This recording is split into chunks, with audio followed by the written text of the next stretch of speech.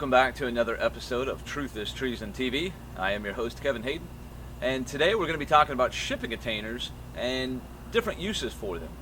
You might have seen on my website, I've got a project going on, a homesteading project, utilizing 20-foot containers. It's going to be kind of a weekend getaway, weekend cabin, or a tiny home, if you will. But today, I want to take the opportunity to talk about the structure behind me. It uses two 40-foot shipping containers, and then they built some simple metal trusses over the top of them and just slapped a metal roof and sheet metal over the sides, and it creates a lot of usable space for either a shed, a garage, or barn. This idea could also be used as a large home, and when we go inside in a second, you'll see just how big it is inside. So I hope you enjoy. As you can see, we're standing inside of the garage, and it's pretty good size. You can see the metal trusses above. These are rather simple. You could make these out of wood if you don't have access to a welder, or you're not familiar with that. One difference, though, by using metal, you can actually create a removable roof. The trusses slide into these attachment points that they welded on to the side of the container. I thought that was pretty ingenious and something I had never seen before. But again, they just use galvanized sheet metal for the roof. It's your typical pole barn, really, with secure storage on both sides, and that's a whole lot of storage. These containers are 40 feet long, 8 feet wide, and 8 feet tall. So that creates a lot of potentially climate-controlled storage for either prep gear, valuables, tools, your garden equipment, whatever. You can see that they simply installed conduit right to the container itself, light fixtures, any number of things, including doors, windows. The list just goes on. And not only do you have the secure storage, but then you have ample room on the inside. I apologize, they've got so much gear in here, but as you can see, even a crane and a tractor, backhoe fit in here quite nicely. You could imagine if you had framed this out in a more traditional manner, you could use this as the interior of a retreat or an off-grid cabin, even on-grid. It really just the sky's the limit, and it just depends on how you frame the interior. Let's go take a look at the outside a little more and try and show you some more close-ups. As you can see, the containers form the outsides of the structure. It's a very large structure. You can access it from the outside, if you want to put a door here.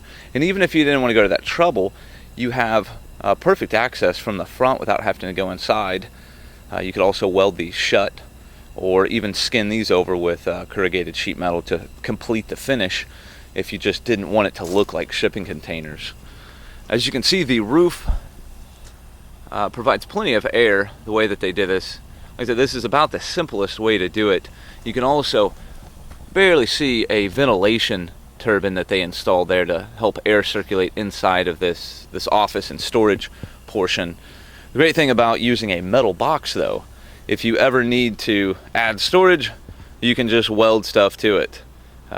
This creates an endless supply of features and ideas. And last but not least, the popularity of shipping containers is just incredible right now. I see new projects popping up left and right. I'm working on my own project at ElysianFieldsProject.com. That is my little homesteading effort, I guess you could call it. But I wanted to touch on the fact that a lot of cabins that I see in a lot of homes simply utilize 2 or 3 containers side by side. These have a little gap between them. These are being used as storage only. But you could see that if you put them together side by side, that you now have a 40 by 16 foot structure, and you can simply cut doorways or windows into them with plasma cutter, angle grinder, torch. There's a number of ways to get through it. It's about 3/8 inch steel. And so really you're starting with a perfect frame already. It's waterproof, it's fireproof, windproof, and it really provides a good building block if that's the route you want to go. It also provides a very secure form of storage. My cabin project actually is using partial timber construction added to a shipping container, and one of the shipping containers will provide secure storage and similar to a safe room inside. It's going to be the bathroom and kitchen area. So the ideas are endless, like I said, and when you space them out and just put a simple truss system as a roof, you create ample storage in between. And if we step inside one of the containers, you can see there's lots of storage. Again, they're 40 feet long. They do have a wooden floor, and that's one thing I couldn't find on the internet when I was looking around for ideas and tips on how to improve my own. I didn't find very many that gave quality close-ups of the floor. This is one particular type. Mine varies. Mine has metal strips running the length of it. This one is a solid wooden floor. This is almost an inch thick and has been treated with some very dangerous and powerful chemicals and pesticides in order to make it seaworthy. So that's something you need to take into consideration. If you're using it for a garage or storage area, you don't have to worry. If you're going to use it for living quarters, I would highly recommend either taking the floor out and replacing it. If you have a solid wooden floor like this, it makes it very simple to do. Your biggest problem is going to be getting these screws out. Many times they're deeply embedded or covered in dirt, and debris and stuff. So that can cause a bit of a problem when trying to get the floor out. But a little bit of ingenuity. This is the easiest way to do it. There are some epoxies out there if you have the style that's like mine, and I'll try and find a picture to include in this video. But I have loading strips for like forklift blades to not scratch the floor. They're spaced about every 2 feet, and it helps load cargo in. If you can get one with a solid wooden floor, I suggest that. It makes your life much easier. But either way, you could put an epoxy or something that would prevent the chemicals from vaporizing and coming through your floor and giving you all sorts of health problems later on. But we'll jump into that whenever I make a video on my particular shipping container. As you can see, they just installed simple fluorescent lighting. You can attach it right to the ceiling. Working with this metal makes things incredibly easy. You can weld things.